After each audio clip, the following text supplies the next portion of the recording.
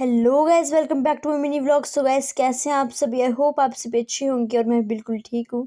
तो गाइस, आज सुबह की व्लॉग की शुरुआत होती है किचन से। तो मैं सबसे पहले किचन आ गई थी। वहाँ पर मैंने आटा गूंदा और साथ में बनाई सभी के लिए चपाती।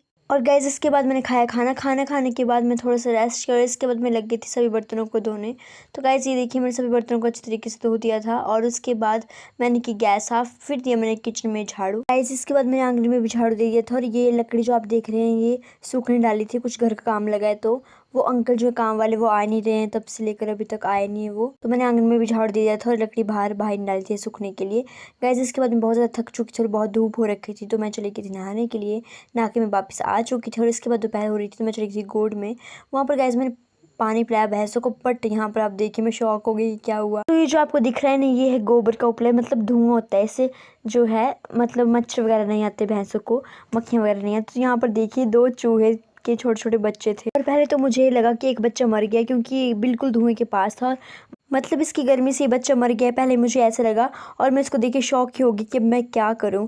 और ये बहुत ही छोटे छोटे बच्चे थे, इनकी अभी तक आंखें भी नहीं खुली थी। ये वाला देखिए, ये हिल रहा था। पहले तो मेरे को लगा मर गया, बट इसकी मतलब थोड़ा हलचल हुई तब लगा पता कि ये मतलब जिंदा है। और ये दोनों सांस ले रहे थे और बहुत ही छोटे छोटे थे।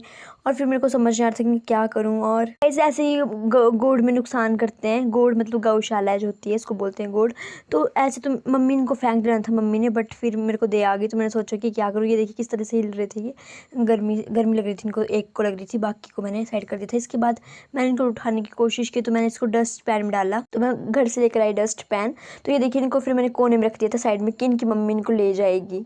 और गाइस, इसके बाद मैं घर आ चुकी थी। वहाँ पर मैंने जूस पिया और तब मैं आ गई थी 5 बजे वापस। तो मैंने भैंसों को घास डाला, उसको मैं देखने आ गई थी, बट उनकी मम्मी इनको लेकर ही नहीं गई थी। और गाइस, मैं वापस उनको उसी जगह पे रख दिया था। बट जब मैं घर जाने लगी तो एक और तीसरा चूहा का बच्चा मेरे को मरा हुआ मिला। अब मेरे को समझ नहीं आ रहा था कि मर कैसे गया। एक तो छोटे से बच्चे होते हैं, इनकी आंखें भी खुली नहीं थी। तो एक तो भागते भी नहीं, मतलब एक जगह पड़े रहते हैं ये। मेरे को तो ऐसा लग रहा था कि कहीं मेरे से तो ये पैर के नीचे नहीं आके मर गया। ये थर्ड वाला बच्चा था और मुझे बहुत ही बुरा लग रहा था। पहले तो ये अपने हाथ पाँव हिला रहा था, बाद में मेरे को लगा कि मर गया। फिर मैंने इसको बाहर रख दिया था। ऐसे इसके बाद मैंने यहाँ पर बनाना खाया और उसके बाद मैं आ गई थी शाम को खाना बनाने। तो यहाँ पर मैंने टमाटर वगैरह को ग्राइंड कर, साथ में यहाँ पर आलू वगैरह कट कर यहाँ पर लगी थी तड़का लगाने। इसके बाद हवा भी चल रही थी बाहर। और थोड़ा रेस्ट करने के बाद मैं लगी थी यहाँ पर आटा गूंदने, और मेरा बिल्कुल काम करने का मन नहीं हो रहा था अभी। इसके बाद बहुत ज़्यादा बर्तन हो गए थे, तो फिर उनको भी लग गई थी मैं धोने। फिर इसके बाद मैंने सभी के लिए बनाई चपाती और उसके बाद मैंने खाया खाना। फिर मैं आ गई थी रूम में।